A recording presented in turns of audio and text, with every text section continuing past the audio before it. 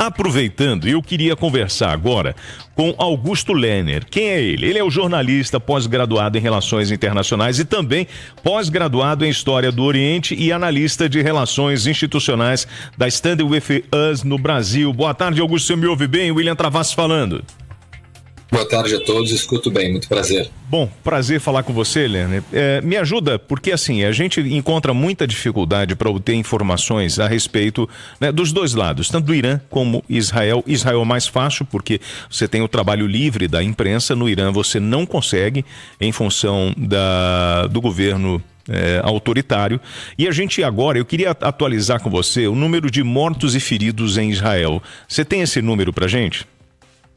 Tem, só vou checar porque as informações geralmente elas mudam constantemente com atualizações, principalmente por causa dos últimos ataques na noite de ontem, domingo aqui no Brasil, já início da manhã em Israel, mas o número total de mortos israelense, vale ressaltar que o total de 23 mortos, todos eles civis, em cidades como Tel Aviv e Haifa, também mais de 400 feridos desses ataques iranianos desde sexta-feira contra Israel, e também mais de 1.000 deslocados internos. São pessoas que perderam as suas casas, suas residências, seus locais onde moravam, porque esses locais foram atingidos por mísseis iranianos.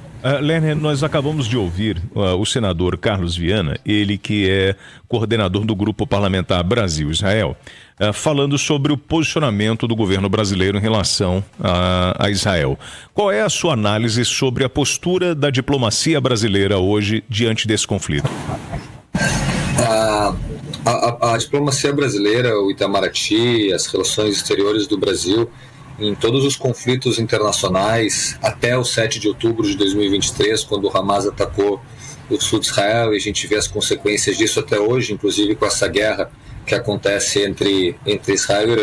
Ele tinha uma política de ser imparcial e defender sempre a busca pela paz entre os dois lados. Mas o que a gente viu a partir do conflito entre Israel e Hamas, que agora continua entre Israel e o Irã, com esse ataque israelense preventivo com o objetivo de não obtenção de armas nucleares, do regime iraniano. A gente vê uma diplomacia brasileira, acho que pela primeira vez na sua história, tomando um lado muito claro nesse conflito, defendendo muito mais, ou estando ao lado dos palestinos, que não é algo errado ou algo ruim, muito pelo contrário, mas não estando ao lado dos israelenses também, da comunidade brasileira que vive em Israel, que também é bastante grande. Inclusive agora também nesses últimos ataques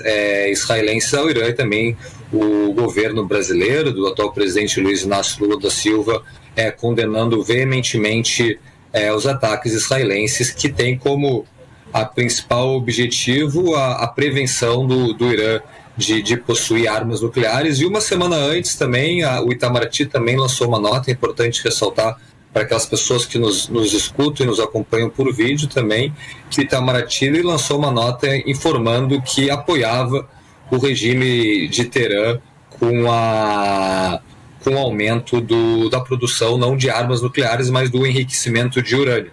Então, sabendo que o regime iraniano tem como principal objetivo o enriquecimento de urânio a 90%, que isso, consequentemente, possibilita a construção de uma bomba atômica. Eu trago um dado aqui que eu peguei ontem, que é muito importante, que eu acho que é interessante contribuir com vocês, que inclusive é da fonte, é o dado da Agência Internacional de Energia Atômica. Eu acho que não existe órgão mais competente e relevante para trazer essa informação que eu vou trazer agora.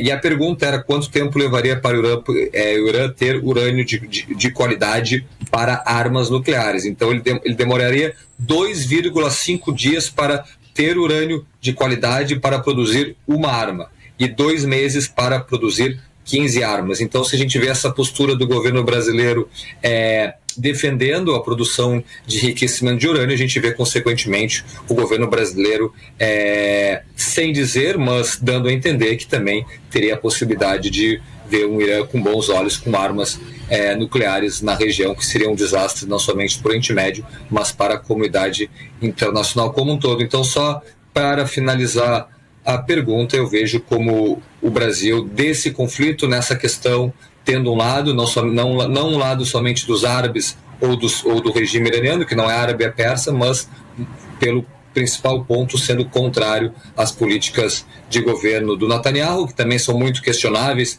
principalmente na faixa de Gaza, mas o que é totalmente legítimo, a preocupação de Israel de não deixar o Irã obter armas nucleares. Werner, para finalizar, você acredita em alguma saída pacífica para esse conflito?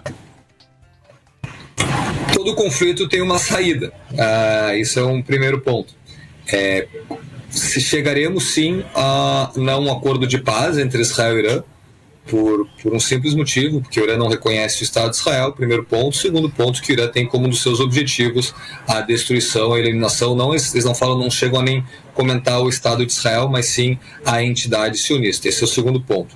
Mas terceiro ponto, com certeza, em algum momento dessa atual guerra entre Israel e Irã, chegaremos sim não uma paz entre os dois lados, mas sim um cessar-fogo entre israelenses e iranianos, provavelmente a vir a ser mediado pelo então presidente dos Estados Unidos, Donald Trump. Mas enquanto isso não chegar, enquanto isso não chega, melhor dizendo, sim, quando a gente vê agora um enfrentamento onde Israel claramente tem uma tecnologia militar muito superior ao Irã, onde consegue causar enormes perdas para o regime de Teherã, de membros das guardas revolucionárias do Irã, cientistas nucleares, bases militares, bases nucleares, instalações, lugares onde o Irã enriquece urânio, e a gente consegue ver o Irã somente com uma possibilidade de ataque contra Israel com o lançamento de mísseis balísticos contra o território iraniano. Então a pergunta que fica, até que ponto Israel vai se dar por pronto, venci essa rodada, venci essa guerra, posso chegar a um cessar-fogo? Eu acredito que ainda vai demorar um tempo para a gente chegar a isso.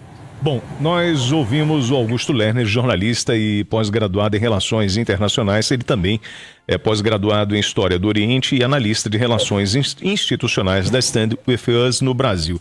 Bom, Augusto, obrigado aí pelo bate-papo, uma ótima tarde para você. Obrigado, tchau, boa semana a todos.